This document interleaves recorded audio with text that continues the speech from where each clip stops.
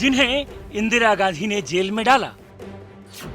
उन्होंने इंदिरा गांधी के पोते के लिए बिछाई रेड कारपेट। पटना में विपक्षी एकता की बैठक की तारीख के साथ एक कई इत्तेफाक जुड़े हुए हैं।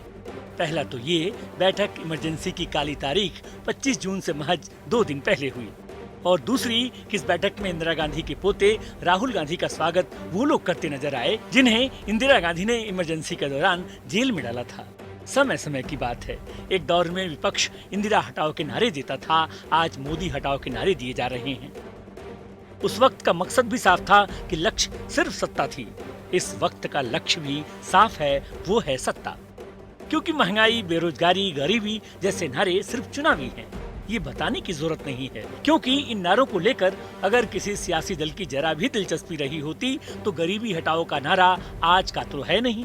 जब से नारा दिया जाता रहा है तब तक गरीबी खत्म हो चुकी होती। लेकिन बैठक हुई है तो जनता को दिखाने के लिए कुछ न कुछ कहना ही है।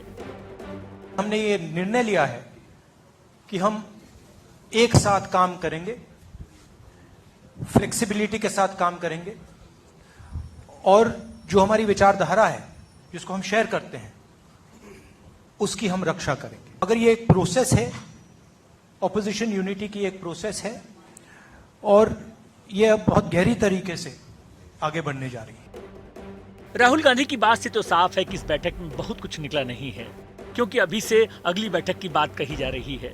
ये और बात है कि सभी नेताओं ने एक सुर में कहा कि विचारधारा के स्तर पर सभी साथ हैं। एक मीटिंग हो जाएगा तो वो तो एकदम समझिए कि वो अंतिम रूप ले लेगा। कौन कहाँ लड़ेंगे, क्या है, सब चीज के बारे में सब हो जाएगा। तो सहमति थी, ये हो गया है, और बहुत अच्छे ढंग से, और सब लोगों ने माना है कि हम लोग मिल करके चलेंगे और देश के हित में है।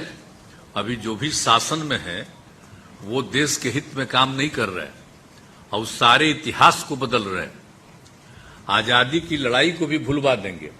तो एक एक चीज जो काम हो रहा है उस सबको लेकर के सबकी चिंता है, इसलिए सब लोग एकजुट रहेंगे।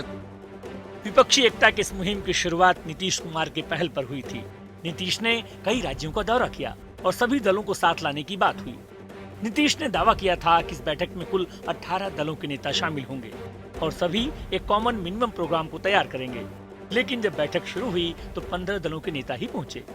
उसमें भी सबके अपने अपने झमेले थे। विपक्षी एकता की बात तो बाद में हुई।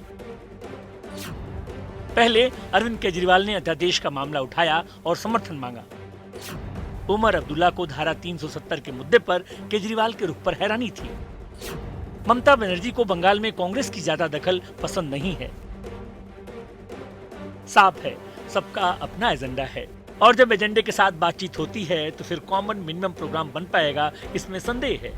बैठक को गृहमंत्री अमित शाह ने सिर्फ फोटो सेशन करार दिया है, और बैठक के बाद ये बात साबित भी होती दिखी, क्योंकि अरविंद केजरीवाल प्रेस कॉन्फ्रेंस में कहीं नजर नहीं आए। सूत्रों की माने तो अध्यादेश को लेकर कांग्रेस के रुख से वो खासे नाराज थे, इसलिए बैठक के बाद निकलकर बाहर चले गए। हालांकि विपक्ष की ओर से एकजुटता का राग खूब अलापा गया।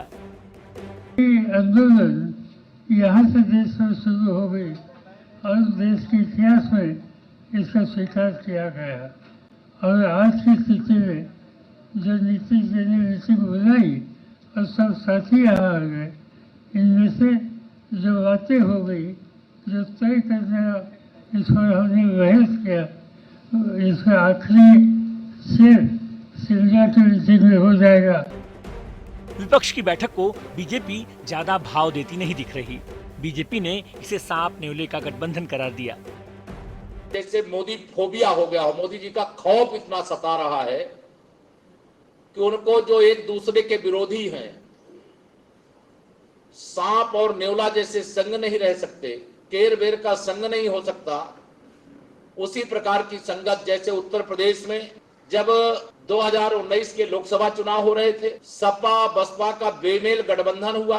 आज की बैठक में मैं कहूं तो उत्तर प्रदेश की राजनीति में यद्यपि सपा बसपा कांग्रेस और राष्ट्रीय लोकदल की कोई लगभग भूमिका नहीं बची है। कुल मिलाकर पटना में हुई विपक्ष की बैठक में क्या एजेंडा सेट हुआ, ये किसी को समझ नहीं आया।